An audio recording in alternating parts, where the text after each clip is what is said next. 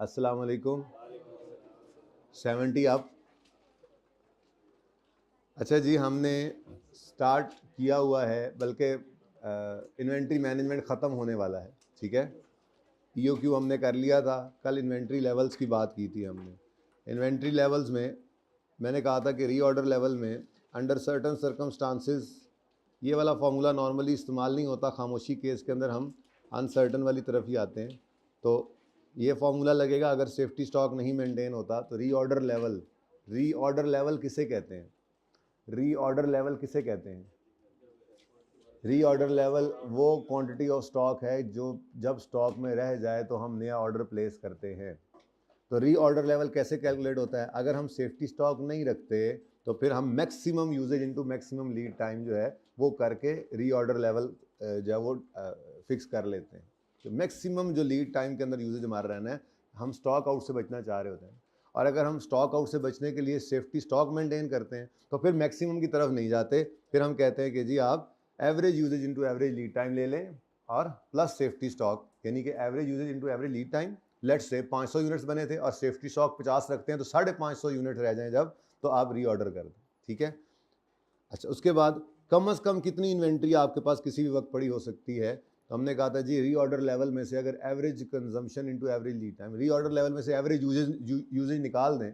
Reorder level यानी कि आपने नया ऑर्डर किया 550 में कह रहा था, ठीक है। और मिसाल के तौर पे अभी मैंने बात क्या की यहाँ पे कि हम हमारा average usage into average lead time किया तो वो 500 यूनिट्स बनता था। यानी जब तक हमारे पास स्टॉक आता है ऑन एवरेज हम 500 यूनिट्स इस्तेमाल कर लेते हैं नए ऑर्डर प्लेस करने तक, नया स्टॉक आने तक। ऑर्डर प्लेस करने से नया स्टॉक आने तक हम ऑन एवरेज 500 यूनिट्स इस्तेमाल कर लेते हैं। और हमने 50 यूनिट से सेफ्टी स्टॉक रखे, तो रीऑर्डर क्या बना हमारा? 550। ये वाला मैं कह रहा हूँ, ठीक है। अब अगर मैं कहूँ कि कम से कम कितना स्टॉक पड़ा होना चाहिए, तो हम कहेंगे जी रीऑर्डर लेवल में से अगर आप ये average consumption into average lead time minus करते हैं, वही सेफ्टी स्टॉक 550 में से 500 माइनस कर दें तो 50 यूनिट्स वो है जो कम से कम किसी भी वक्त हमारे पास होगा। इससे कम तो हम जाते ही नहीं है। हमारा इरादा ये होता है ना, मिनिमम इतनी इन्वेंट्री होनी चाहिए। तो सेफ्टी स्टॉक ही है मिनिमम इन्वेंट्री। और मैक्सिमम किसी वक्त कितना स्टॉक आपके पास पड़ा हो सकता है जी? रीऑर्डर लेवल जो होता है, यानी कि जैसे 550 हमने कहा, इसमें से आप minimum consumption into minimum lead time minus कर दें। मैंने कहा जी मिसाल के तौर पे ये 300 बनता था, ठीक है, लेकिन इसके अंदर नए ऑर्डर को भी ऐड कर देंगे, ठीक है ना। मिसाल के तौर पर कहते हैं 550 था हमारा रीऑर्डर लेवल और मिनिमम कंजम्पशन हमारी 300 बनती थी, तो ये 250 बन गया और नया ऑर्डर हमारा फिर 550 का। इससे ज़्यादा इन्वेंट्री तो हो ही नहीं सकती, कम से कम ये ज़्यादा से ज़्यादा इतनी इन्वेंट्री पड़ी होगी। बहरहाल ये कुछ लेवल्स हैं इन्वेंट्री के, ठीक है। ये फार्मूलाज हैं, ये 3 फार्मूलाज हम इस्तेमाल करते हैं रीऑर्डर लेवल के, मिनिमम इन्वेंट्री का और मैक्सिमम इन्वेंट्री का, ठीक है। अच्छा, अब ये क्वेश्चन के अंदर हमने किया था क्वेश्चन नंबर 19 में, ऐसा ही है। ये मैंने क्लास में करवा दिया था आपको। होमवर्क के अंदर जो सवाल था इसमें उसने कहा था ब्रीफली एक्सप्लेन करो लीड टाइम क्या होता है। तो लीड टाइम क्या होता है जी? आपने ब्रीफली एक्सप्लेन किया होगा। कितने बच्चों ने सवाल अटेम्प्ट किया? कि ईदों बाद चल रहा है काम? अच्छा जी, रीऑर्डर लेवल क्या होता है? सॉरी, लीड टाइम क्या होता है? लीड टाइम क्या होता है? The time between the placement of order and the stock and the time when stock received by us is called lead time. अपने अल्फाज में बताना है, ठीक है। और स्टॉक आउट कॉस्ट किसे कहते हैं? मैंने वहाँ पे डेफिनेशन भी बताई थी। स्टॉक आउट कॉस्ट से कहते हैं कि जब कस्टमर हमारे पास आए, हमारे पास स्टॉक ना हो और हम उसका कॉन्ट्रीब्यूशन लूज कर दें, ठीक है। मैन्युफैक्चरिंग कंसर्न है तो हमारी प्रोडक्शन चल रही हो और हमारा मटेरियल ख़त्म हो जाए। अल्टीमेटली वो भी तो हम बना किस लिए रहे थे? बेचने के लिए। तो जब बन नहीं पाएंगे तो बिक नहीं पाएंगे, तो अल्टीमेटली हमारा कंट्रीब्यूशन लॉस जो है यही स्टॉक आउट। स्टॉक आउट की कॉस्ट और क्या हो सकती है सिवाय इसके कि कंट्रीब्यूशन लूज हो जाता है? Purchase cost. Stock out cost कैसे हो सकती है? नहीं नहीं, वो तो फिर स्टॉक आउट नहीं ना हुए आप, तो वहाँ से फिर कंट्रीब्यूशन लॉस तो आ ही गया ना आपके पास। वो कंट्रीब्यूशन आप लूज ना करते, अगर कर गए हैं तो आपको डिफरेंस, अगर इतनी बारीक बात में जाता है वो, तो फिर क्या होगा? हम खुद बेचते, खुद बनाकर बेचते तो हम जो है वो 10 रुपये कमाते हैं, हमने बाहर से खरीद के बेचा तो 8 कमाए हैं, तो फिर 2 रुपये आ जाएंगे। लेकिन इतनी बारीक बात कभी आज तक उसने की नहीं है। तो कंट्रीब्यूशन, स्टॉक आउट होने की कॉस्ट यही है कि स्टॉक आउट हो गया। अगर आपने अरेंज कर लिया तो वो तो फिर और बारीक बात में डिसीजन मेकिंग में जाएगा, उस तरफ तो नहीं जा रहा, वैसे जाता नहीं है। तो नॉर्मल सी बात है, स्टॉक आउट हो गए हम, मतलब स्टॉक नहीं रहा, कस्टमर आया और वो फिर गाहक वापस मुड़ गया। जब गाहक वापस मुड़ गया है तो आपने उसका कंट्रीब्यूशन लूज कर दिया, तो स्टॉक आउट कॉस्ट ही होती है। तो इसको लिख लिया होगा उम्मीद है आपने। उसके बाद उन्होंने कहा था कंप्यूट करो फॉलोइंग, और साथ में ब्रीफ एक्सप्लेनेशन भी दो कि क्यों ये नेसेसरी है, क्यों नेसेसरी है for SL to maintain these levels. तो वही वाली बात जो ऊपर बता के आ रहा था यहाँ पे भी करनी थी। जैसे रीऑर्डर लेवल है, maximum usage, maximum lead time, average consumption, maximum lead time, minimum lead time, ये सारे गिवन थे। रीऑर्डर लेवल है, सवाल चुप है, तो मैं क्या कहूँगा, ये अनसर्टन है। अनसर्टन के अंदर सेफ्टी स्टॉक का लफ्ज़ कहीं लिखा हुआ है? सेफ्टी स्टॉक नहीं लिखा हो तो फिर क्या करेंगे बताओ? रीऑर्डर लेवल कैसे निकलेगा? मैक्सिमम यूजेज कितना है? Maximum usage 5000 into maximum lead time 4 months. अच्छा, ये भी पर मंथ होना चाहिए, ये लाइक विद लाइक रखना है। अगर ना हो तो लाइक कर लेना। जैसे मिसाल के तौर पे maximum usage in a month given है और नीचे maximum lead time in days given हो, तो डेज को इंटू 30 करके मंथ्स में बना लेना। बात समझ आ रही है? लाइक विद लाइक होना चाहिए। बहरहाल 5000 इंटू 4 जी प्लस कुछ नहीं, मैक्सिमम यूज नहीं, फिर safety stock, maximum usage, maximum lead time जो कर लिया कितना बनता है? 20000। अब इसके बारे में अंग्रेजी यही लिखनी है कि ये वो लेवल है जब स्टॉक इस पर पहुंचे।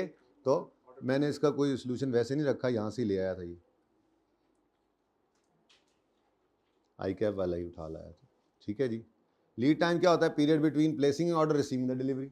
Stock out is the opportunity cost of running out of stock. Stock out occurs when there is demand but no stock is available, therefore it is the loss of profit which can be earn. वो इससे भी आसान लिखा हुआ जो मैंने आपको notes के अंदर डाल के दिया हुआ, आई की किताब से उठा के रखा था। बहरहाल अपने अल्फाज में ये लिखना था। अच्छा, अब रीऑर्डर लेवल कितना निकाला है जी आपने? 20000। ये 20000 स्टार क्यों लगाया? स्टार क्या? It is assume that situation is uncertain. ठीक है, लिख लेना चाहिए। देखें, ये आपको निशानी दी गई है कि मैंने बोला है आपको कि कहीं नहीं लिखा हुआ तो फिर खामोशी केस में अनसर्टन ही अज्यूम करते हैं, और सेफ्टी स्टॉक का जिक्र भी नहीं है तो इसलिए मैक्सिमम। तो ये वाली बात पर्चे में लिख देना बेहतर है जब अज्यूम करो तो। अब ये क्या है? This ensures that inventory level does not fall below minimum inventory level in order to avoid stock out cost. इसको हमने इस तरह से लिखा है कि this is the level of stock which is when it is reached new order is placed। बात तो एक ही है। ठीक है, चले नेक्स्ट। उसके बाद कौन सा कहता है जी? ये 7 अंग्रेजी लिख के बतानी थी। नेक्स्ट कहता है मैक्सिमम इन्वेंट्री लेवल। मैक्सिमम आपके पास इन्वेंट्री क्या हो सकती है? तो उसमें आपने कहा था रीऑर्डर लेवल 20000 निकल आया ना। अब ये ऊपर एक बार निकल आया, ये अब यही चलेगा हमारा, यही रीऑर्डर लेवल है। ठीक है, इसमें से minimum usage into minimum lead time plus order quantity. अब ये सवाल के अंदर गिवन, अब यहाँ पे दो ऑप्शन हैं। ऑप्शन 1 ये कि आप यहाँ पर ओ क्यू ही लिख दें, ओ क्यू ही लिखा हुआ है, और आगे आंसर दें जी मैं नहीं निकाल सकता मैक्सिमम इन्वेंट्री लेवल बिकॉज ये सवाल की गलती है ना, ये सवाल की कमजोरी है। ना कोई ऐसा डाटा गिवन है कि ईओ क्यू करके हम ईओ क्यू से चल पड़ते, ईओ क्यू का डाटा भी नहीं, ना एनुअल रिक्वायरमेंट गिवन है, ना variable ordering cost per order, ना ईओ क्यू निकाल सकते हैं, ना किसी और तरीके से उसने को हमें रिक्वायरमेंट दी है कि परचेज रिक्वायरमेंट मिल जाए तो मैं कहूँ कि जी यहाँ इतने नंबर ऑफ ऑर्डर्स हैं, किसी ने नंबर ऑफ ऑर्डर्स भी निकल आए शायद, वो भी अभी नहीं निकल रहे। मतलब क्या कर सकते हैं? ऑर्डर क्वांटिटी कहीं से भी निकल नहीं रही थी। सवाल में ट्राई किया था ना घर पे, कहीं से ऑर्डर क्वांटिटी निकल रही थी? ऑर्डर क्वांटिटी मैंने किसे कहा था? ऑर्डर क्वांटिटी सवाल में गिवन हो, रीऑर्डर क्वांटिटी लिखी हो, न्यू ऑर्डर साइज गिवन हो, या जबरदस्ती करके वो कह ले ईओ क्यू मॉडल पे चलते हैं और डेटा दे दे तो ईओ क्यू ही हमारा ऑर्डर लेवल होगा, वैसे भी कहीं से भी नहीं निकल रहा था। तो मैंने कहा यहाँ पर 2 ऑप्शन। ऑप्शन 1 जो मुझे पसंद है वो ये है कि ओ क्यू लिखें और आगे क्वेश्चन मार्क डाल के कहें कि जी we can not calculate maximum inventory level because order quantity is missing in question, however it is the maximum inventory level which is maintained at any time by the company, ये इसको कहते हैं। ठीक है ना, तो सही है। लेकिन असल मसला क्या है, ये मैक्सिमम इन्वेंट्री जो है ये खतरनाक चीज़ इसलिए है कि ये होल्डिंग कॉस्ट इसकी वजह से पड़ती है, तो ये हम देख कर ये अंदाजा लगाते हैं कि होल्डिंग कॉस्ट पड़ रही है।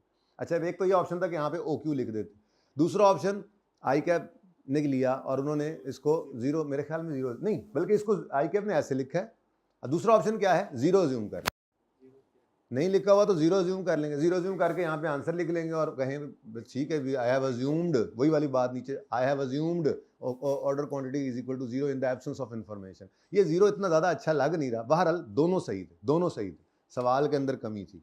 इन्होंने क्या किया हुआ है देखें, asset should not hold inventory above this level as it will, ये कहता है कि इससे ज्यादा इन्वेंट्री तो होनी नहीं चाहिए किसी भी टाइम, ठीक है, एज इट विल इनकर extra holding cost without adding any benefit, इससे ऊपर तो आपने जाना ही नहीं ना, ये मैक्सिमम इन्वेंट्री लेवल होता है, ठीक है। आगे डैश लगी हुई है, क्यों डैश लगी हुई है, क्योंकि रीऑर्डर क्वांटिटी हमारे पास नहीं है, कहीं स्टार स्टार लगा, हाँ ये लगा हुआ double star, in the absence of information about reorder maximum inventory level can not be computed, I cap का सोल्यूशन नहीं है तो नहीं, अच्छा। और सेफ्टी स्टॉक, ये मिनिमम इन्वेंट्री का फॉर्मूला था, बोलो जी क्या आता है सेफ्टी स्टॉक, सेफ्टी स्टॉक क्या होगा बोलो, रीऑर्डर लेवल कितना है जी 20,000 माइनस एवरेज यूजेज, अच्छा अब एवरेज यूजेज था हमारे पास, एवरेज कंजम्पशन है, मैं खुद निकालने लगा था 3750 इंटू एवरेज लीड टाइम, ये निकालना पड़ना था ऐसे 4 + 2 maximum plus minimum divide by 2, 3 आ गया जी, कितना आता है 87, तो ये वो मिनिमम स्टॉक है जो हमने मेंटेन करना है टू अवॉइड स्टॉक आउट, ठीक है जी, आप यहाँ पे लिखना रहेगा, SL should maintain safety stock in case of demand during lead time exceed expectation है और as a delay in expected delivery time, तो ये 8750 आ गया, ठीक है जी, और सही है। अच्छा अब यहाँ तक कोई मसला तो नहीं, अब मामला ये होता है, मामला ये आता है हमारे सामने कि सेफ्टी स्टॉक कितना रखें, ठीक है, यहाँ पे क्या बात हो रही थी, ये देखो रीऑर्डर लेवल, जब इतने यूनिट्स बने तो रीऑर्डर कर दो, इससे ज़्यादा इन्वेंट्री आप होल्ड ना करना, और सेफ्टी स्टॉक कम से कम इतनी इन्वेंट्री तो होल्ड करो ताकि आप स्टॉक आउट से बच सको, ठीक है, पढ़ो ना यहाँ क्या लिखा हुआ है, SL should maintain safety stock in case demand during lead time exceed expectations और there is a delay in expected delivery time, वो कहता है कि आपने average usage into average lead time करके भी अगर किया हुआ है ऑर्डर, अगर वो एवरेज से बढ़ गया काम, एक्सपेक्टेशन से ज़्यादा गाहक आ गए या लीड टाइम एक्सपेक्टेशन से ज़्यादा हो गया, तो स्टॉक आउट हो सकते हो, और बोलो अगर गाहक ज़्यादा आ जाए एक्सपेक्टेशन से, आपने अंदाज़ा क्या लगाया है, आपने अंदाज़ा क्या लगाया है, आपने अंदाज़ा लगाया कि जी मिसाल के तौर पे ये 5000 मैक्सिमम आ सकते हैं, ये अगर आपने रीऑर्डर लेवल ये भी रखा हुआ है, लेट से 5 से भी ऊपर आ जाए, लेट से 4 महीने से भी ज़्यादा लग जाए, हो सकता है ना, होने को तो हो सकता है, एक्सपेक्टेशन से ऊपर, ये तो अंदाजे ही होते हैं, ठीक है, तो बहरहाल या आप जो है वो एवरेज के साथ चल रहे हो, सर्टन केसेस के अंदर सर्टेनिटी होती है ना आपको, तो आप एवरेज के साथ चलते हो, तो सर्टेन था एक्सपेक्टेशन ही थी ऊपर चला जाए, तो क्या कह रहा है वो, सेफ्टी स्टॉक रखा करो कहीं स्टॉक आउट ना हो जाए। अब सेफ्टी स्टॉक के साथ एक मसला है, क्या मसला होगा, हाँ नहीं सेफ्टी स्टॉक कैलकुलेट करना मसला नहीं है, हाँ उसको होल्ड करें तो होल्डिंग कॉस्ट पड़ेगी, ठीक है ना। असल में कल ये बात बच्चे ने किसी ने क्लास के अंदर की भी थी कि हम कितना सेफ्टी स्टॉक मेंटेन करें, क्वेश्चन ये राइज होता है हम कितना सेफ्टी स्टॉक मेंटेन करें, तो उसका जवाब ये है कि भाई ये तो डिसाइड करना पड़ेगा, सेफ्टी स्टॉक मेंटेन करना ज़रूरी इसलिए है कि हम स्टॉक आउट ना हो, यानी अगर हम सेफ्टी स्टॉक नहीं मेंटेन करते तो स्टॉक आउट होने का खदशा है, और अगर सेफ्टी स्टॉक मेंटेन करते हैं तो होल्डिंग कॉस्ट पड़ती है। अब हमने इसको कहीं इक्विलिब्रियम में लाना है, बैलेंस करना है, यानी हम वो लेवल ऑप्टिमल सेफ्टी स्टॉक किसको कहते हैं, सेफ्टी स्टॉक का वो लेवल रखना चाहेंगे जिस पे स्टॉक आउट कॉस्ट्स और होल्डिंग कॉस्ट्स मिलाकर मिनिमम हो। अगेन वही डिफरेंट लेवल्स आ जाएंगे, 2-3 किस्म के रीऑर्डर लेवल होंगे जिनमें से 2-3 किस्म के यानी सेफ्टी स्टॉक के 2-3 लेवल्स होंगे जी, 500 मिसाल के तौर पर रख लें, 1000 का सेफ्टी स्टॉक रख लें, 1500 का रख लें।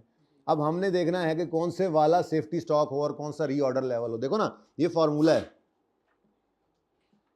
ये फॉर्मूला है सेफ्टी स्टॉक का, इसमें क्या आ रहा है, रीऑर्डर भी आ रहा है, ठीक है।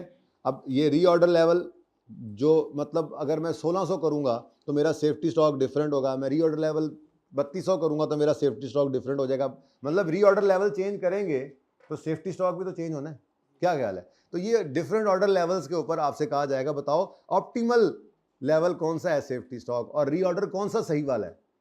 तो अब हमने डिसीजन मेकिंग क्या करनी है कि कौन सा सेफ्टी स्टॉक का लेवल रखें जिस पर सेफ्टी स्टॉक ना रखने वाली स्टॉक ना रखने से स्टॉक आउट होने का खदशा कम से कम है, ठीक है ना। सेफ्टी स्टॉक वो लेवल रखेंगे जिसमें स्टॉक आउट कॉस्ट और holding cost of safety stock मिलाकर क्या हो जाए मिनिमम। है सिंपल काम, मुश्किल नहीं है, बस तसल्ली से इसको देखते रहे। मैं अब इसकी कहानी बनाता हूं।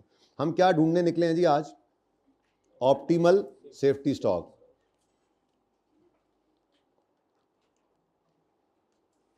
ऑप्टिमल, आइडियल, आइडियल कब होगा सेफ्टी स्टॉक का? वो किस लेवल का सेफ्टी स्टॉक आइडियल होगा?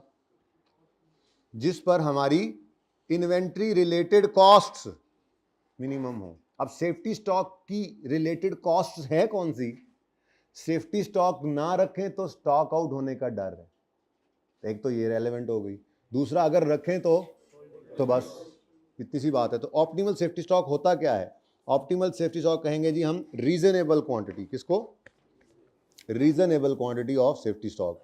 Optimal safety stock means reasonable quantity. बहुत एक्सेसिव भी नहीं रख सकते हम, बहुत एक्सेसिव रखेंगे तो स्टॉक आउट से तो बच जाएंगे लेकिन होल्डिंग कॉस्ट पड़ रही है। बहुत कम रखेंगे तो होल्डिंग कॉस्ट तो कम हो जाएगी लेकिन स्टॉक आउट का डर है। तो रीजनेबल रखेंगे। रीजनेबल कब होगा? जब हम इन दोनों कॉस्ट को जो बार बार बोल रहा हूं इनको मिनिमम लेवल पे ले आए। ठीक है, तो कैसे करना है? बहुत आसान है, मुश्किल नहीं है। ठीक है, reasonable quantity of safety stock. Optimal का मतलब क्या है जी? रीजनेबल। ठीक है जी। अब ये reasonable quantity of safety stock कब होगी? असल में ना ये यूं कर लें, ऑप्टिमल जिसको रीजनेबल जी, ये रीजनेबल कब होगी? देखें जी, मसला पता है क्या है? मसला ये है, रीजनेबल कब कहेंगे हम? असल में ना सेफ्टी स्टॉक को अगर हम मेंटेन करते हैं, ठीक है, तो सेफ्टी स्टॉक मेंटेन करने की होल्डिंग कॉस्ट आए, और अगर हम नहीं करते तो स्टॉक आउट। तो ये दोनों कॉस्ट हैं। ठीक है, मैं ये ज़रा reasonable quantity of safety stock रखते हैं। ऑप्टिमल का मतलब ये, अब मैं अगली बात कर रहा हूँ आपके साथ। ठीक है, कि हाई क्वांटिटी ऑफ, अगर रीजनेबल का मतलब क्या है? दरमियाना रखो। ठीक है, अगर हाई क्वांटिटी हम रखते हैं, high quantity of safety stock is maintained if high quantity of safety stock is maintained, अगर ऐसा करते हैं आप तो भाई क्या होगा? तो annual holding cost of safety stock बढ़ जाएगी। ठीक है, तो इसका असर क्या पड़ेगा? इसका असर ये पड़ेगा, annual holding cost of safety stock, S भाई कह रहे हैं कर दें, annual holding cost of safety stock high हो जाएगी, बढ़ जाएगी। ठीक है जी। और अगर हम if low quantity of safety stock is maintained, यहाँ पे सेफ्टी स्टॉक के साथ लिख ना लें एसएस, भाई ने अच्छा मशवरा दिया, स्टॉक, इसको मैं एसएस लिख लेता हूँ। ठीक है, ले जी। And if low quantity of safety stock is maintained, अगर हम सेफ्टी स्टॉक की क्वांटिटी कम रखते हैं तो क्या डर पड़ जाता है जी? हाँ, एनुअल, लेकिन एनुअली हम करते हैं, एनुअल इसके अंदर है ना, कंपैरिजन में हर चीज़ एनुअल कॉस्ट ले रहे होते हैं। ठीक है, तो एनुअल स्टॉक आउट कॉस्ट जो है, स्टॉक आउट कॉस्ट,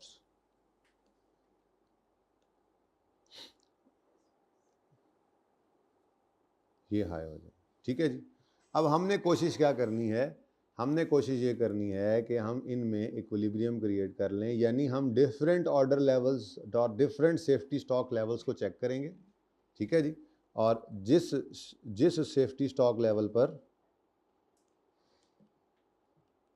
हमें ये कॉस्ट्स मिनिमम मिलेंगी, इनका टोटल, जाहिर सी बात है, ठीक है, टोटल कॉस्ट सेफ्टी स्टॉक से रिलेटेड, टोटल कॉस्ट क्या है?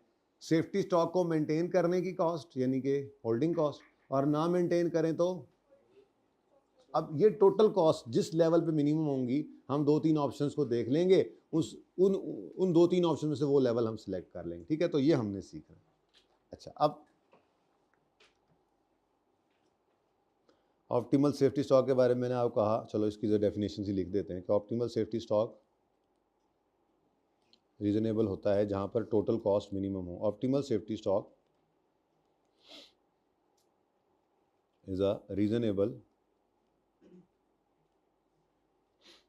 quantity of safety stock, reasonable quantity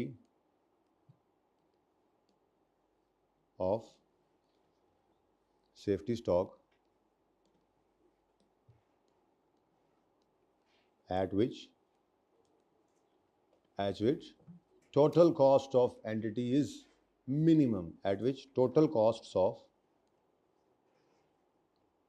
entity are minimum.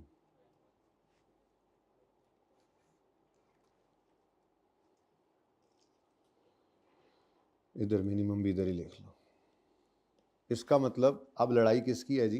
Total cost की, ठीक है जी। अब टोटल कॉस्ट क्या हैं, टोटल कॉस्ट क्या हैं, ये दूसरी बात। पहली बात मैंने क्या किया जी, डिफाइन कर लिया इसको। अब दूसरी बात मैं लिखने लगा हूँ यहाँ पर, टोटल कॉस्ट क्या है, तो टोटल कॉस्ट ऑफ, इसी को फॉर्मूला में पहले कन्वर्ट करेंगे, फिर इसी का टेबल बना लेंगे, बस फिर सवाल ख़त्म। कहानी बस ज़हन के अंदर बननी चाहिए। ऑप्टिमल सेफ्टी स्टॉक कौन सा होगा, जिस पे वो रीजनल क्वांटिटी है जिस पे टोटल कॉस्ट मिनिमम हो। अब टोटल कॉस्ट क्या है जो बता के आया हूँ, ये दोनों टोटल कॉस्ट, ठीक है ना, तुम्हारे टेबल में यही दोनों टोटल कॉस्ट आएंगी, ठीक है। तो total cost of safety stock क्या बनेगी, total cost of safety stock बराबर होती है जी एनुअल, ऊपर लिख के आ रहा हूँ, annual variable holding cost plus annual stock out cost. बस अब इसी के फार्मूलाज लिखता हूँ, लेकिन फार्मूलाज वाले काम को नहीं करेंगे हम, बल्कि वही फार्मूलाज को मैं टेबल में कन्वर्ट कर दूंगा। हर चीज़ हमारे टेबलर फॉर्म में होती रही, ये भी टेबलर फॉर्म में हो जाएगा, ठीक है। कुछ कहानी समझ आ रही है, चल किस तरफ रहे हैं। ऑप्टिमल सेफ्टी स्टॉक एक रीजनेबल क्वांटिटी है सेफ्टी स्टॉक की, ठीक है।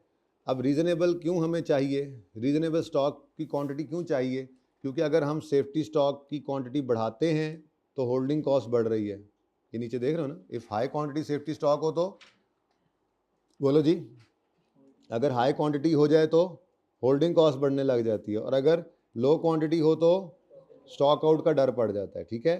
तो ऑप्टिमल स्टॉक लेवल वो होगा जिसके ऊपर आपकी वो रीजनेबल क्वांटिटी है जिसके ऊपर आपकी टोटल कॉस्ट जो है वो, एंटिटी की टोटल कॉस्ट जो है वो मिनिमम हो जाए। Got it. अच्छा, अब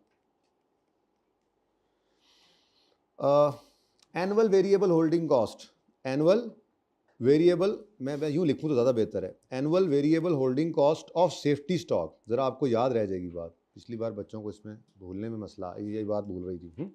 एनुअल वेरिएबल होल्डिंग कॉस्ट किसकी जी, ऑफ सेफ्टी स्टॉक। हमें सेफ्टी स्टॉक की एनुअल वेरिएबल होल्डिंग कॉस्ट निकालनी, और एनुअल स्टॉक आउट कॉस्ट भी किसकी, एनुअल स्टॉक आउट कॉस्ट भी किसकी, सेफ्टी स्टॉक। हाँ, बस ये ध्यान में रखना है, क्योंकि टॉपिक का नाम क्या है, optimal safety stock. Optimal reorder level तो नहीं कह रहे, ऑप्टिमम मैक्सिमम इन्वेंट्री तो नहीं कह रहे, ऐसा कोई लफ्ज़ तो नहीं है, ऑप्टिमम मिनिमम इन्वेंट्री तो नहीं कह रहे। डिसीजन किसका करना है, असल मसला तो यही है, जैसे कल बच्चे ने कहा था कि जी सेफ्टी स्टॉक रखेंगे तो होल्डिंग कॉस्ट पड़ेगी, तो मैंने कहा नहीं रखेंगे तो स्टॉक आउट कॉस्ट पड़ेगी। तो अब क्या करना चाह रहे हैं हम, ये दोनों कॉस्ट जहाँ पे मिनिमम हो वो ऑप्टिमल लेवल डिटरमिन करने जा रहे हैं, ठीक है ना। तो ये ज़हन के अंदर रखना है। तो annual variable holding cost of safety stock, बेटा अभी यही तो दरमियान में लेके आना है ना। हम इतना सेफ्टी स्टॉक नहीं रखेंगे कि स्टॉक आउट बिल्कुल ही रूल आउट हो जाए, लेकिन होल्डिंग कॉस्ट हमारे सर सारी पड़ जाए।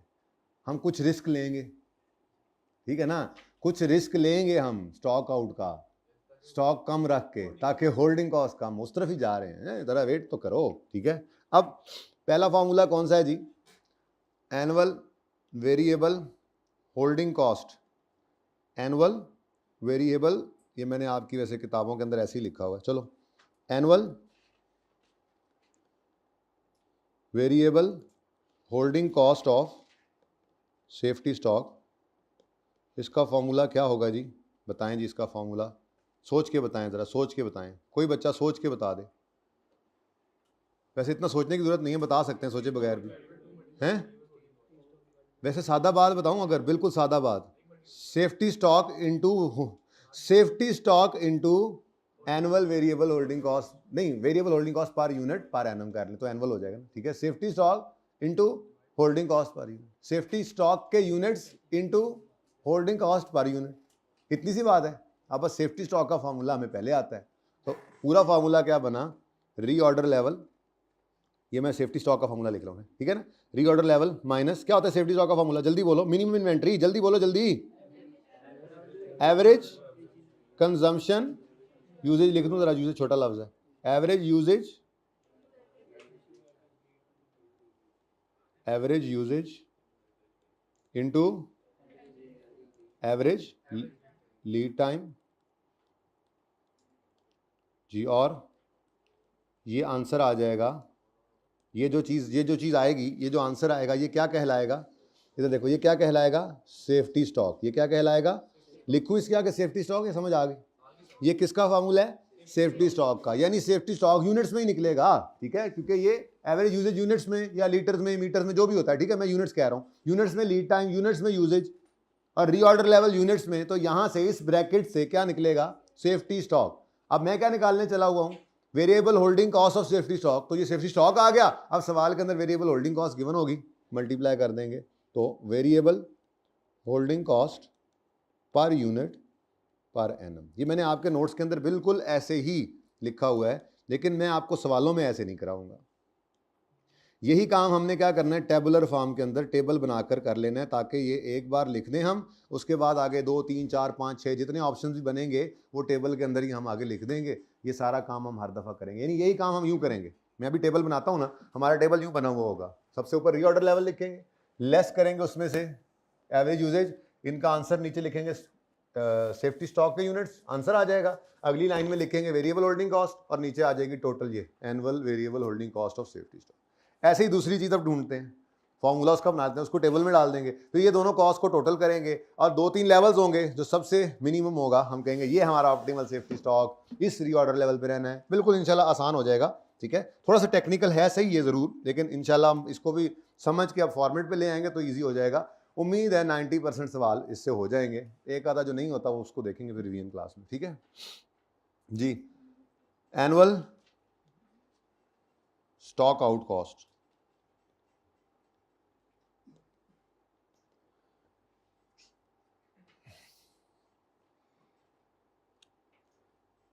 अच्छा इसको ना, ये जो एवरेज यूजेज है इनटू एवरेज लीड टाइम है ना, इसको हम ज़रा देखना है, इधर हम थोड़ा सा बदलने लगे हैं, मतलब यही लिखना है, लिखना यही है, लेकिन इस टॉपिक में चूँकि वो गिवन नहीं होते, प्रोबेबिलिटीज़ गिवन होती हैं, तो निकालना पड़ता है उस हिसाब से। तो मैं यहाँ पर लिख रहा हूँ एवरेज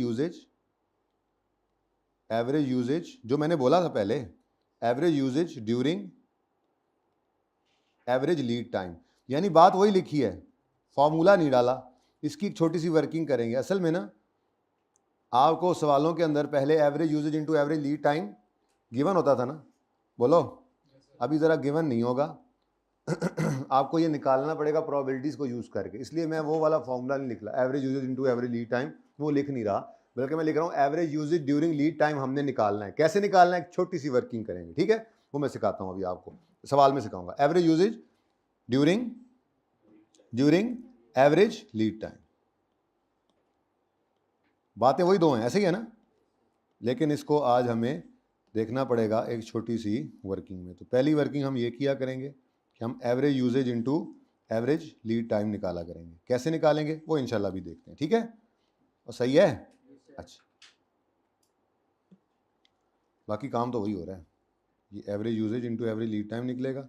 जो ये average usage into average lead time निकलेगा, इसको हम माइनस करेंगे रीऑर्डर लेवल में से, तो हमारे पास क्या आएगा, सेफ्टी स्टॉक, बाकी कोई चेंज नहीं, ठीक है बच्चों, और बोलो।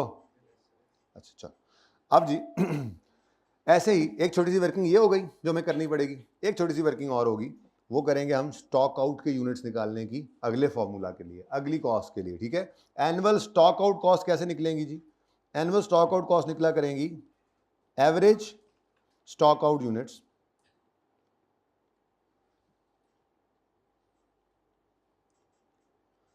एवरेज, ऐसे लिख लें, एवरेज स्टॉक आउट यूनिट्स, जितने यूनिट्स स्टॉक आउट होने का डर है, ये कैसे निकलेंगे जी, इसके लिए एक छोटी सी वर्किंग करेंगे, यहाँ भी प्रोबेबिलिटीज़ होंगी, बस यही दो छोटी छोटी वर्किंग्स हैं, अंदाजे होंगे ना। अभी सवाल देखते हैं, वो ये कहेगा स्टॉक आउट होने का डर है जी, 1000 यूनिट्स स्टॉक आउट हो जाएंगे, नहीं, 1000 रीऑर्डर लेवल पे स्टॉक आउट होने का डर 50% है, 1200 के ऊपर 25% है, 1500 के ऊपर, इस तरह से प्रोबेबिलिटीज आ जाती हैं डिफरेंट, ठीक है ना। उसकी वर्किंग सिखानी है, तो एवरेज स्टॉक आउट यूनिट्स निकालना सीखते हैं अभी, ठीक है। अब ये स्टॉक आउट होने के चांसेस कब कब होंगे, ये स्टॉक आउट होने का चांस होता कब है?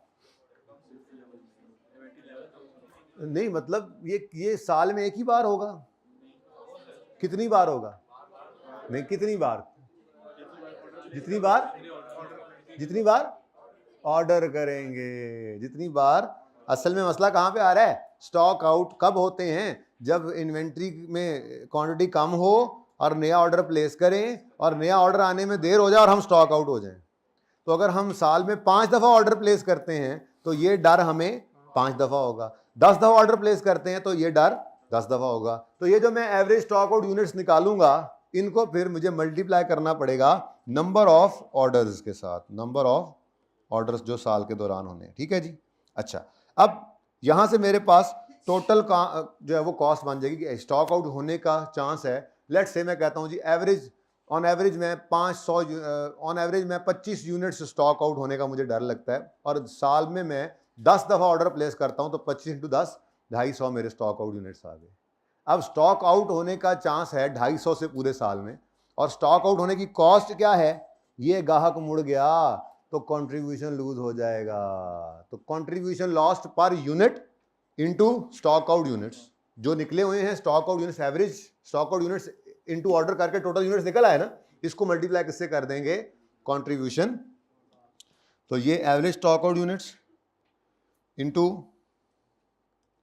Average stock out units into number of orders करेंगे, तो ये टोटल स्टॉक आउट यूनिट्स आ जाएंगे ड्यूरिंग द ईयर। इसको मल्टीप्लाई किससे करेंगे, कंट्रीब्यूशन लॉस्ट पर यूनिट। ये स्टॉक आउट कॉस्ट कहलाती है ना। स्टॉक आउट कॉस्ट क्या होती है, मैंने बताया था आपको, स्टॉक आउट होने की कॉस्ट यही है, कंट्रीब्यूशन लूज कर जाएंगे हम, तो स्टॉक आउट कॉस्ट जो है उससे मल्टीप्लाई करना है। स्टॉक आउट कॉस्ट क्या होती है, नॉर्मली हमारी होती यही ही है बस, और तो कोई नहीं, ठीक है। कोई और आ जाएगी तो जाहिर है सवाल फिर उस हिसाब से डाटा भी देगा। Okay done. तो ये जनाबे वाला हमारे 2 अदद फार्मूलाज हैं। बेसिकली ये फार्मूलाज को अब मैं टेबलर फॉर्म के अंदर कन्वर्ट कर दूंगा, तो यही हमारा, वो जैसे पहले टेबल बनते आए आप भी टेबल ही बनेंगे इंशाल्लाह, ठीक है जी। ये टोटल 2 फार्मूले, ठीक है। कहानी यहां से शुरू हुई है। हम सेफ्टी स्टॉक कितना रखें, निकला, क्योंकि हम सेफ्टी स्टॉक को ज्यादा करेंगे तो होल्डिंग कॉस्ट ज़्यादा हो जाएगी इसकी, सेफ्टी स्टॉक को होल्ड करने की कॉस्ट ये बढ़ जाएगी अगर ज़्यादा रखेंगे तो, और अगर इसको कम रखेंगे तो स्टॉक आउट होने का डर बढ़ जाएगा। तो क्या ऑप्टिमल स्टॉक हो, ने कहा जी ऑप्टिमल तो वो होगा, वो रीजनेबल क्वांटिटी रखो जिसमें ये टोटल कॉस्ट मिनिमम हो। टोटल कॉस्ट में ना ये वही वाली खींचातानी है, जैसे ऑर्डरिंग और होल्डिंग कॉस्ट वाला मसला था ना वो हमारे ईओक्यू के अंदर, याद आ रहा है, यहाँ भी वही खींचातानी है। हम स्टॉक आउट से डर के स्टॉक बढ़ाते हैं, वेरिएबल कॉस्ट बढ़ जाती है होल्डिंग की। अगर उसको कम करने के लिए ये सेफ्टी स्टॉक कम करते हैं तो उधर से स्टॉक आउट होने का डर बढ़ जाता है।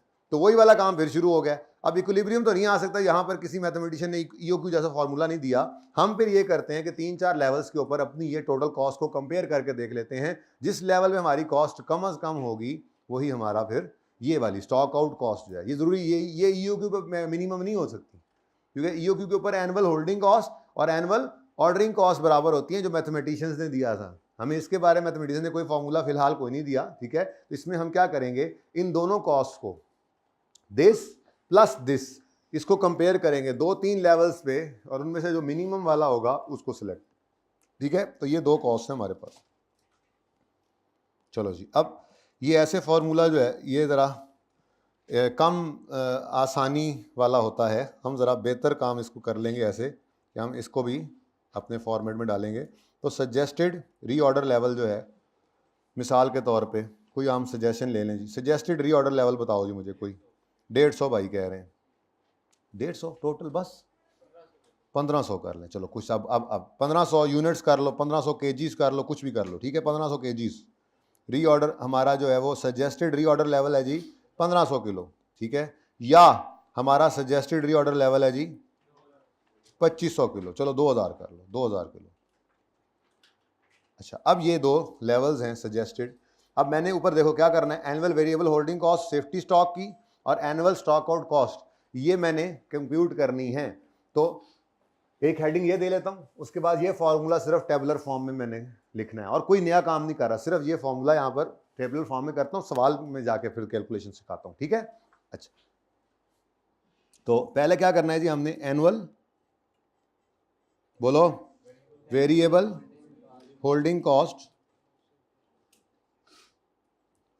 कॉस्ट ऑफ SS, बहुत शरीफ, holding cost of safety stock, safety stock है वो, अच्छा जी ना करो, annual variable holding cost of safety stock, ये निकालना है जी हमने। ये मैंने हेडिंग दे ली, कोई ज़रूरत नहीं पर्चे में हेडिंग देने की, अभी तो सिर्फ आपको याद करवाना मकसूद और मतलूब है इस वक्त, ठीक है। एनुअल वेरिएबल होल्डिंग कॉस्ट क्या होगी, अब वो फॉर्मूला देखो, reorder level minus average usage into average lead time. अब ये एक ही, ये वर्किंग अलग करेंगे ना, इसलिए ये एक जुमले, this minus this is equal to safety stock, एक लगाएंगे, ठीक है, इनटू जी। तो रीऑर्डर लेवल, मिसाल के तौर पे ये आया 1500, ठीक है ना, यही होगा ना। ये रीऑर्डर लेवल किस में आएगा, ये आपका रीऑर्डर लेवल किस में आएगा, केजीज में, यूनिट्स में, ऐसे ही है ना। मैं यहाँ यूनिट्स लिख लेता हूँ, चलो मेरा यूनिट्स कर लें, फिर सवाल के अंदर लीटर होगा, यूनिट होगा, मीटर होगा, वो जो भी होगा वही कर लिया करेंगे, ठीक है, ओके। अच्छा जी, अगर मैं रीऑर्डर लेवल रखूं 1500 यूनिट्स, ठीक है, और इसमें आप एवरेज यूजेज को माइनस कर लूं, तो दूसरे केस के अंदर कितने यूनिट्स रखे होंगे मैंने, रीऑर्डर लेवल कितना रखा होगा, 2000, ठीक है ना, तो ये डिफरेंट हो जाएगा।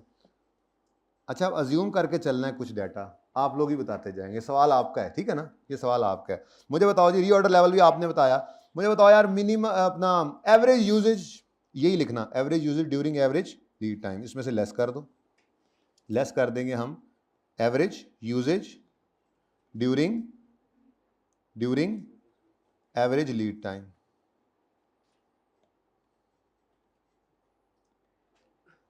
अब यहां पे भी क्या आना चाहिए, यूनिट्स ही आने चाहिए, ठीक है।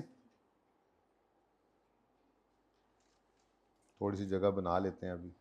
अच्छा, अब डाटा जो है ना अज्यूम करते जाओ दलेरी से, कोई मसला नहीं, ठीक है ना, डाटा अज्यूम करते जाओ बस।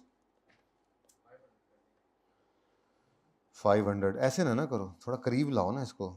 एवरेज यूजेज आपका अगर 500 है, एवरेज लीड टाइम है, तो आप क्यों रीऑर्डर लेवल 1500 और 2000 रख के बैठे हैं, आप इतने मेंटल क्यों हैं। अच्छा जी, चलें, average usage during average lead time, ये भी हम यूनिट्स के अंदर निकाल लेंगे, निकला होगा, लेकिन निकला होगा कहाँ पे, हमने इसके लिए एक छोटी सी वर्किंग करनी है बेटा, ठीक है। तो ये काम हम कहाँ करेंगे, एक वर्किंग में करेंगे, तो वर्किंग 1 हमारी होगी, मैंने कहा था ये कैसे करेंगे, अभी सवाल के अंदर जाके देखते हैं पार्ट 2 में, ठीक है। अच्छा, अब ये मिसाल के तौर पे आप कहते हो जी मेरा average usage during average lead time है 1200, ये तो सेम ही रहेगा ना, बोलो, ये तो सेम रहेगा, एवरेज यूजेज मेरे बिजनेस का वो तो सेम ही रहना है ना, average usage during average lead time same रहेगा। अगर मैंने रीऑर्डर लेवल 1500 रखा हुआ है, तो इसका मतलब ये है, और बढ़ाओ 1400 कर लो, एवरेज जरा थोड़ा सा स्टॉक रखते हैं, ठीक है, ऐसे ही तरह जी। Average usage during average lead time अगर मेरा 1400 है और मैं अगर चल रहा हूं 1500 वाले रीऑर्डर लेवल पर, तो मेरा सेफ्टी स्टॉक कितना है बताओ, 100। और अगर मैं चल रहा हूं 2000 वाले ऑर्डर साइज पर, एवरेज यूजेज तो उतना ही है, तो फिर मैं कितना सेफ्टी स्टॉक मेंटेन कर जाऊंगा। ये बात अब समझ आ रही किस तरफ को जा रही है बात, ये स्टॉक आउट, ये मेरे पास क्या आ गया, सेफ्टी स्टॉक के यूनिट्स आ।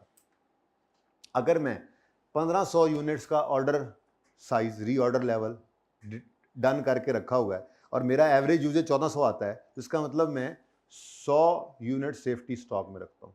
अच्छा, ऐसा भी हो सकता था 1500 ही मेरी एवरेज यूजेज होती, बेटा नहीं, वो कहेगा ना हमें कि आपके पास ये ऑप्शंस हैं, आप 2000 यूनिट्स रख लें, 1500 ऑर्डर साइज रख लें, 2500 रख लें,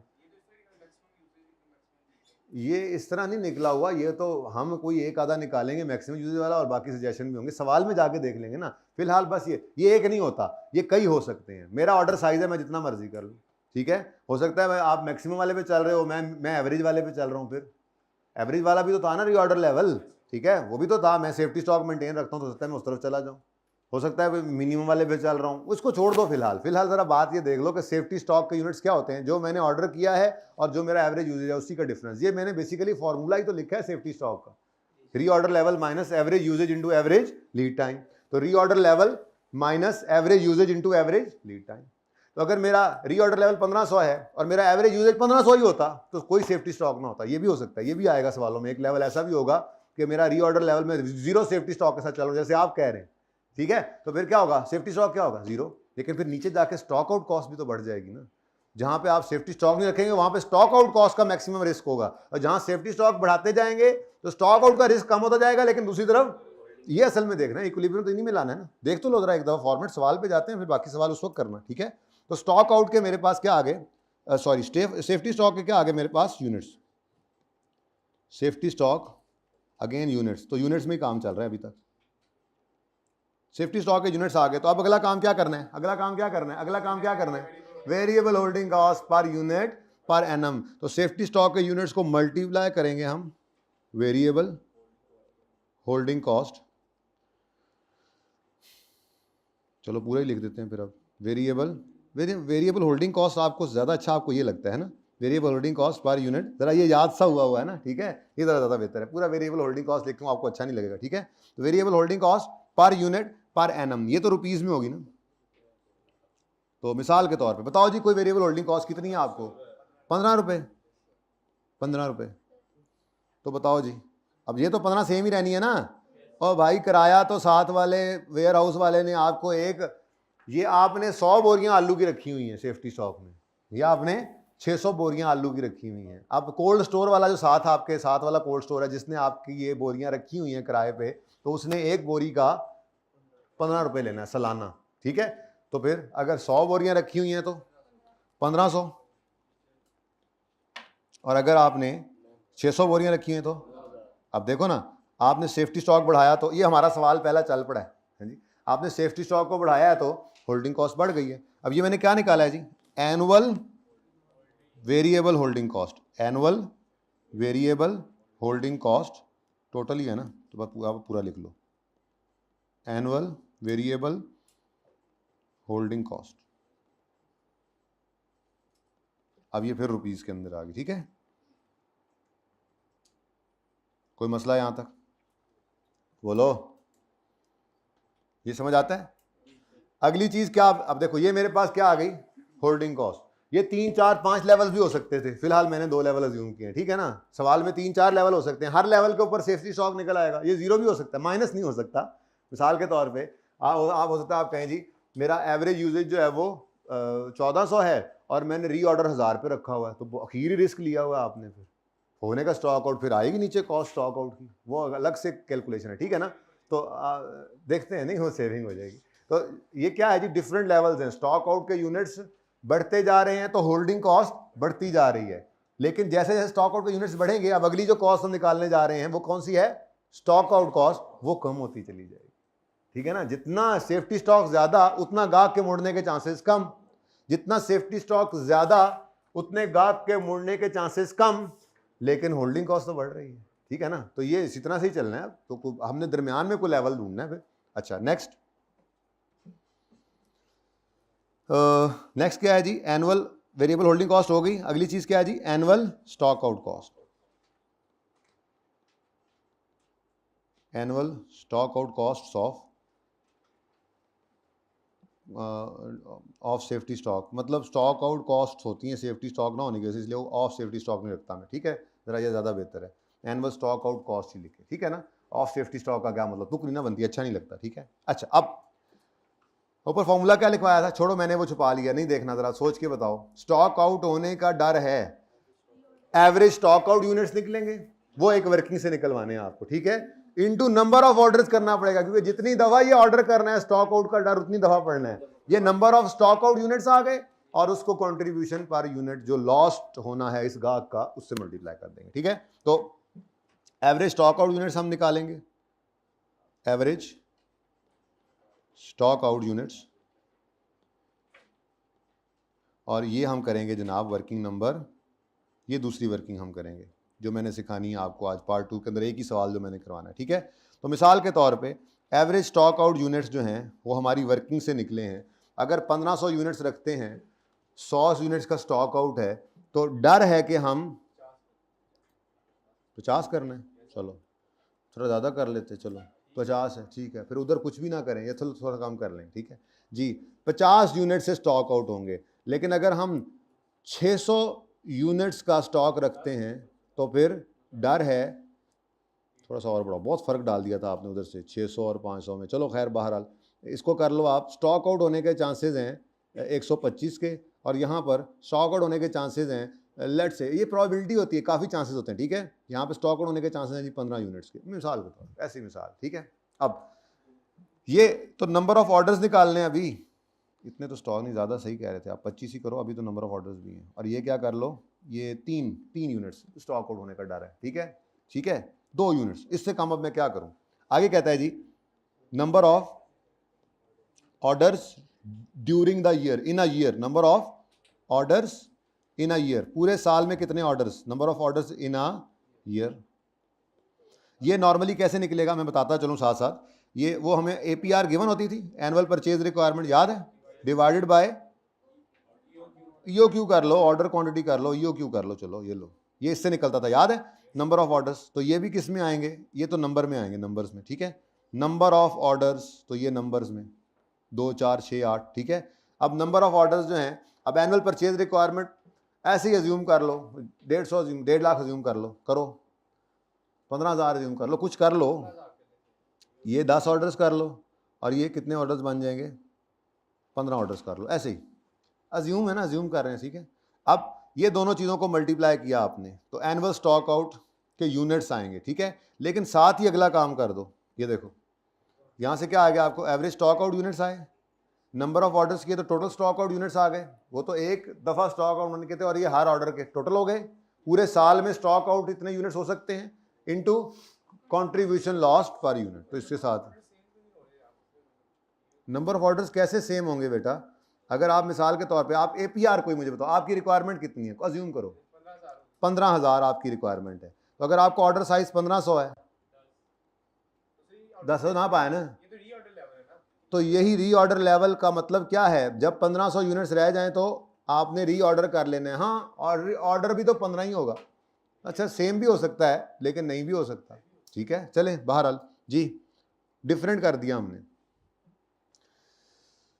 बोलो जी अगला क्या करना है हमने, यार इसको सेम कर लो, स्टॉक आउट तो डिफरेंट हो गए ना, ठीक है, अब सही है, अब कंट्रीब्यूशन तो वैसे ही सेम होना है जी। क्या होगा जी नेक्स्ट, कंट्रीब्यूशन, क्या लिखा था ऊपर हमने, contribution lost annual stock out cost से multiply, contribution stock out cost per unit लिख देता हूं मैं, stock out cost per unit, stock out cost या कंट्रीब्यूशन लॉस भी इसको यूं बल्कि ब्रैकेट में लिखता हूं, कंट्रीब्यूशन लॉस्ट, लेकिन पर यूनिट। ये हमें सवाल के अंदर गिवन होगा कि जी अगर ये गाहक मुड़ गया तो इसके मुड़ने पर हमें जो 4 रुपये का नुकसान होगा, भाई कह रहे हैं, तो 4 रुपये का भी दोनों तरफ सेम ही होगा, ठीक है जी बेटा बोलो। अब ये 3 चीज़ें मल्टीप्लाई होनी है, ठीक है, तो 25 इंटू 10 इंटू 4 करो, 1000 स्टॉक आउट कॉस्ट आ रही है, ये 80 की, यार बहुत ही फर्क है ऊपर स्टॉक का, स्टॉक आउट कॉस्ट जरा अच्छी करे ना, जरा बेहतर करे ना, कंट्रीब्यूशन से ज़्यादा लूज कराएं, 40 रुपये लूज हो जाएंगे, और दसो जी, आप बोलो, ये 10,000 ज़्यादा होगी, बहुत ही ज़्यादा होगी जी, 14 रुपये ठीक है, चलो 14 रुपये, चलो 14 रुपये, ऐसी जरा थोड़ी सी फिगर तो बड़ी हो जी, 3500 रुपये स्टॉक आउट कॉस्ट आएगी, और इधर 280, चलो लो जी। अब ये क्या आ गया हमारे पास, एनुअल स्टॉक आउट कॉस्ट, इसे क्या कहेंगे हम, एनुअल स्टॉक आउट कॉस्ट। अब ये दो कॉस्ट हमारे सामने, अब सवाल का डाटा तो होगा ना अपने हिसाब से, सारी चीज़ें होंगी, अभी तो हम अज्यूम करते चले गए, एनुअल स्टॉक आउट कॉस्ट, ठीक है जी, ये भी रुपीज़ के अंदर है। तो बताओ जी एनुअल स्टॉक आउट कॉस्ट किधर कम आ रही हैं, क्योंकि 2000 यूनिट्स के अंदर आपको आपका रिस्क कम है, ऐसे ही है ना, चलो तो वो तो आप टोटल करने लगा ना, उसी तरफ तो अब जा रहा हूँ, अलग अलग तो देखें तो फिर कभी एक सही कभी दूसरा सही, ठीक है, हम तो ऑप्टिमल सेफ्टी स्टॉक किसे कहेंगे, जिसपे ये दोनों मिनिमम हो जाए मिलाकर, ओके। चलो अच्छा जी, अब ये दो कॉस्ट हमारे सामने आ गई हैं। मैं एक को ए कह देता हूँ, दूसरे को बी कह देता हूँ, ताकि इनको टोटल हम ऐड अप कर सकें। क्या ख्याल है? तो ये एनुअल होल्डिंग कॉस्ट है हमारी, एनुअल वेरिएबल होल्डिंग कॉस्ट ए, और ये एनुअल स्टॉक आउट कॉस्ट है, ये बी आ गई। ठीक है, अब ए प्लस बी कर लेते हैं। तो क्या ऑर्डर लेवल आप और क्या सेफ्टी स्टॉक सजेस्ट करेंगे? ये 5000 आ रही है और यहाँ पर 9200। तो आप कहेंगे जी, आप यूँ कहेंगे, आप कहेंगे जी कि 1500 यूनिट्स का रीऑर्डर लेवल और 100 यूनिट्स का safety stock is optimal for company as total cost. यहाँ पर लिखा नहीं मैंने, ये क्या है? Total cost of safety stock, total cost of safety stock is minimum at this level. ठीक है जी, थोड़ा सा आइडिया हुआ कि चलना कैसे है हमने। असल में फार्मूलाज वही हैं, ठीक है, बस इसको डाटा के हिसाब से हमने इस तरह से ज़रा टेबुलर फॉर्म में कर लिया। इससे काबू हो जाती हैं बातें, ज़रा थोड़ा सा आप जितने लेवल मर्जी आते जाएं, हम इसको यूज़ करके आगे चलते जाएंगे। असल चीज़ तो ये है, असल जो परेशान करने वाली चीज़ है वो ये दो वर्किंग्स हैं। पहली तो आसान है, दूसरी थोड़ी सी मुश्किल है। ठीक है, पार्ट 2 स्टार्ट करें।